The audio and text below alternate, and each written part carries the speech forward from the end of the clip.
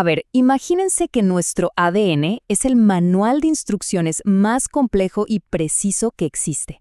Allá adentro está cada detalle, cada plano para construirnos y mantenernos funcionando.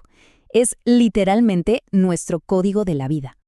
Pero claro, como en cualquier manual de millones y millones de páginas, a veces hay un error de imprenta.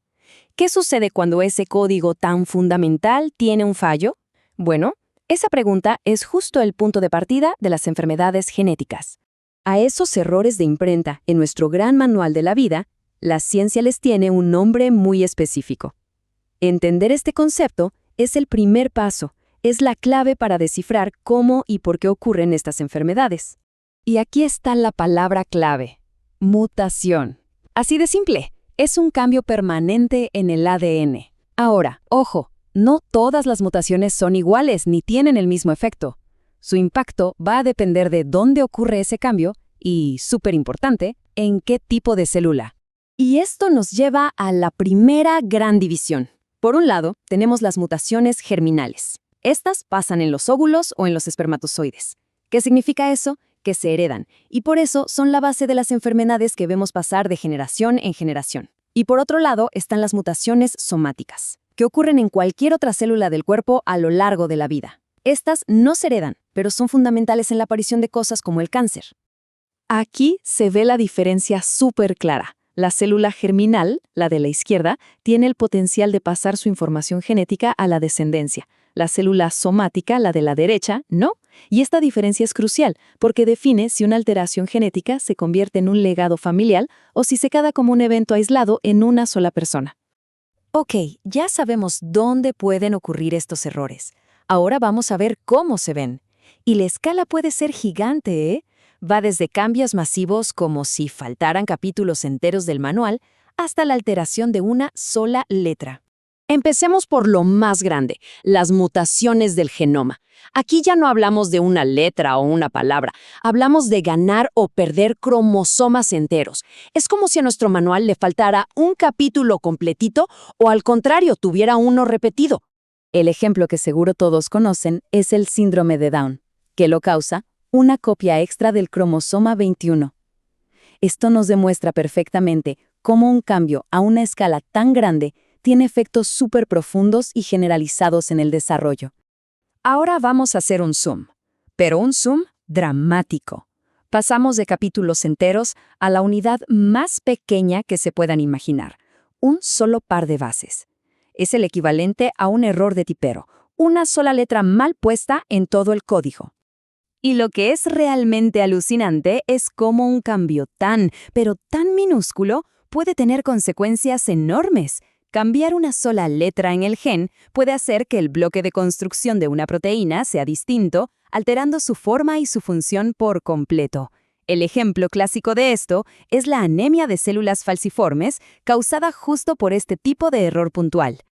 Muy bien, ya vimos bastante teoría.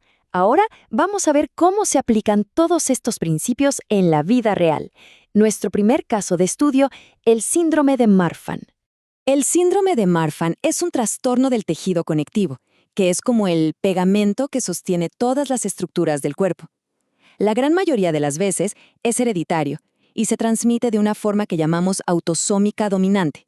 Esto, para que se entienda fácil, quiere decir que basta con heredar una sola copia del gen alterado de uno solo de los padres para que la condición se manifieste. ¿Y cuál es el defecto exactamente? Es una mutación en el gen que produce la fibrilina 1. Piensen en esta proteína como si fuera uno de los elásticos principales que le dan estructura y flexibilidad a los tejidos. Si ese elástico está fallado, toda la integridad estructural del cuerpo se ve comprometida. Y claro, los efectos se ven por todos lados. Primero, en el esqueleto. La gente con Marfan suele ser muy alta, con brazos, piernas y dedos muy largos, además de que pueden presentar desviaciones en la columna, como la escoliosis. Después pasamos a los ojos. La debilidad de este tejido conectivo puede hacer que el cristalino, que es el lente del ojo, se salga de su lugar. A esto se le llama ectopia lentis, y es algo muy característico de este síndrome. Pero las complicaciones más graves y las más peligrosas afectan al sistema cardiovascular. La debilidad del tejido puede causar un prolapso de la válvula mitral o, peor aún, la dilatación de la aorta, lo que pone en riesgo la vida. Es un ejemplo perfecto de cómo un solo gen defectuoso impacta en múltiples sistemas del cuerpo. Ahora, para que veamos la diversidad que puede haber, pasemos a otro trastorno del tejido conectivo. Vamos a hablar del síndrome de Ehlers-Danlos. Y a primera vista, las características son muy distintas. En lugar de la estatura, lo que define a Ehlers-Danlos es una elasticidad increíble de la piel y una hipermovilidad en las articulaciones que llama mucho la atención. La causa de fondo también es diferente. Si en el síndrome de Marfan el problema era la fibrilina 1, aquí el defecto está en el colágeno. Y el colágeno es la proteína más abundante del cuerpo. Es la que nos da fuerza y resistencia en los tejidos. Es como el acero de la construcción. Entonces, el resultado de tener un colágeno débil es, por un lado, una piel muy frágil, que se estira un montón, y articulaciones que se salen de su sitio con facilidad. Pero, al igual que con Marfan, hay un riesgo de complicaciones internas muy serias. La rotura de grandes vasos sanguíneos o del colon son los peligros ocultos de este síndrome. Todo por una falla en la proteína del colágeno. Al poner estos dos síndromes, Marfan y Ehlers-Danlos, uno junto al otro, sale a la luz un tema central que resume la esencia de todas las enfermedades genéticas. Un cambio, por pequeño que sea, puede tener un impacto masivo. La lección aquí es clarísima. No importa si el fallo está en la fibrilina o en el colágeno. Un solo error en una única proteína se expande por todo el organismo, afectando el esqueleto, la piel, los ojos, el corazón. Esto nos deja ver la increíble interconexión y la delicada precisión con la que está escrito nuestro manual genético. Y esto nos deja con una pregunta final para darle vueltas. Al ver cómo un solo error puede causar tanto desorden, es fácil pensar en lo frágil que es nuestro código genético. Pero si lo pensamos de otra forma, considerando los miles de millones de veces que se copia sin errores a lo largo de una vida, quizás lo más asombroso no es su fragilidad, sino su increíble resiliencia, su capacidad de funcionar bien la mayor parte del tiempo. Ahí se los dejo.